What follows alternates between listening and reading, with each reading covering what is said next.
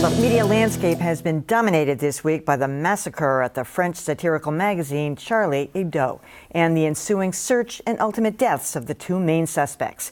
But one of the most difficult editorial decisions for newsrooms around the world was whether to republish the incendiary cartoons that provoked that attack. And a note to our viewers, we are about to show a few of the cartoons in question. After a Danish newspaper published a series of mocking cartoons depicting the Muslim prophet Muhammad in 2005, the French satirical magazine Charlie Hebdo reprinted them, with then-editor Philippe Val saying his magazine was acting in solidarity, not as a provocation.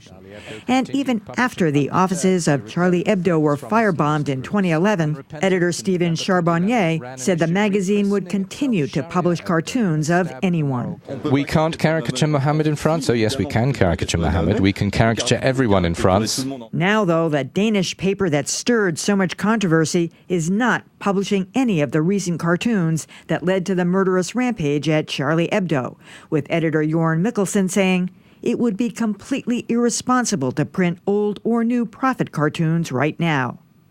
The Danish publication is concerned for employee safety, as are other European publications like The Observer. The reason we're not publishing them is we're terrified. But other news outlets claim it's a matter of taste and offense.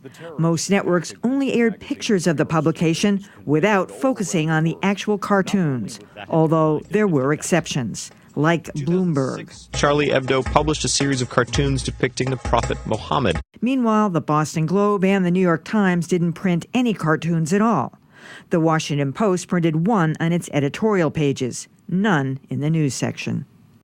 Well, there are a lot of issues that come into play in these decisions. Here to hash it out are John Keller of WBZ News, author and journalist Roy Harris, Callie Crossley of WGBH News, and Dan Kennedy of Northeastern University. First, I really appreciate the fact that so many news organizations gave this consideration and came to their own determination about it. I don't think anybody just willy-nilly threw these images on the air. I thought what Bloomberg did, and I looked at two pieces, was actually really captivating in its entirety. Now, out of context, they didn't just do, and they ran this cartoon and they ran this cartoon. They gave the history of the publication starting way back when, even before it became Charlie Hebdo. This is sort of a tradition in France.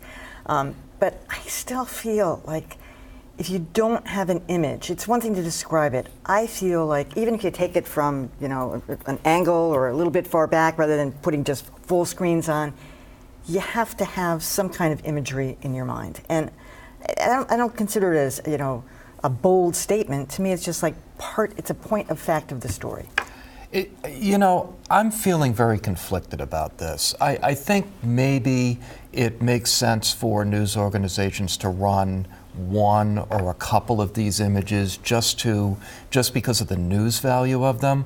But just as we should not be intimidated into not publishing offensive material, we shouldn't be intimidated into publishing it either. I mean, I kind of go along with what Marty Baron, the executive editor of the Washington Post, said when he said, we normally would not publish cartoons that give offense like this. We're not going to do it now just because there's been this horrific attack. And I think that's basically where I come down, but I do think I would have run one or two just to show people what the controversy is all about. Yeah, your coverage of the story isn't complete without showing what it is you're talking about. Now look, freedom of the press has two sides to it. It's the freedom to make up your own mind about what you're going to publish, free from dictation or intimidation by thugs or what have you. It's also the freedom to decide not to show certain things. There are many things, visual material, video for us in the TV business, or photographs in print, or articles that we choose not to run for reasons of, for lack of a better phrase, public morality. We wouldn't show the result of a suicide. for instance. Child pornography. Exactly. For Dean Baquet, correct me if I blew his pronunciation, the editor of the New York Times, to claim that, well, they decided not to show it because we don't publish material that might be objectionable to people of religious nature. Well, that's just false. Remember that wretched artwork, Piss Christ, where they show the crucifix suspended here, and they printed a picture of that, and there are numerous other examples. So I'm a little bit concerned when I hear that kind of spin coming out of a publication that important. But as Dan says, it's a tough call, and there has to be a balance for in the context of ethical journalism. I think for some of the divide in the journalism circles has to do with, if you are not showing the cartoons, then you are therefore, giving in to the thugs, all right, in this instance. There are some publications, and the New York Times is one of them, though I take your point about his explanation on this scenario, that have established taste parameters, and this is right within how they're going to do it. Others have the same taste parameters, but say, but in this instance, the story is the fact that they were objectionable. So now here's the other thing to consider about these Charlie Hebdo cartoons that people need to know. They were some of them are really gross. We're talking gross. So you had an opportunity to pick some that maybe were less gross. This is my opinion. Not pornographic, whatever, and still make your point. And to some people, that still wasn't enough. So there's a few things to consider as you think about which cartoons, whether to, and what your rationale is for determining how you will or you won't.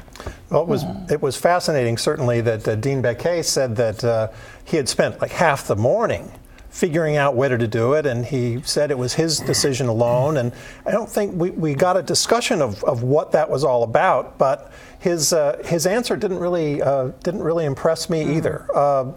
I really liked what the Washington Post did, because they ran that picture on the editorial page, and yet they could still take that position that as far as the news story went, you could say what the cartoons were about and not show them.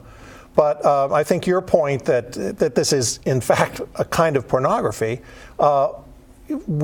I haven't heard us on this panel over the years talk about showing nude photos of women, even though that becomes an issue, when accounts are hacked or something like that.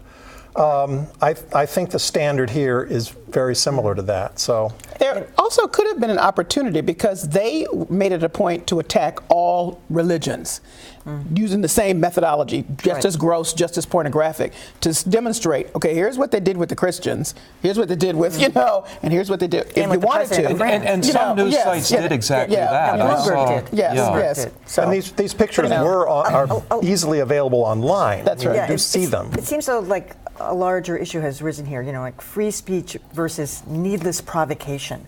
And I think that's what the Danish newspaper is saying at this point. It's like, we'll print them maybe another time. Not right now, because it would be needless provocation. They saw that happen the first time. There was like 20 or 30 deaths in Africa and around the world as a result of the publication of those photographs, and they're saying, we're not going to do it again.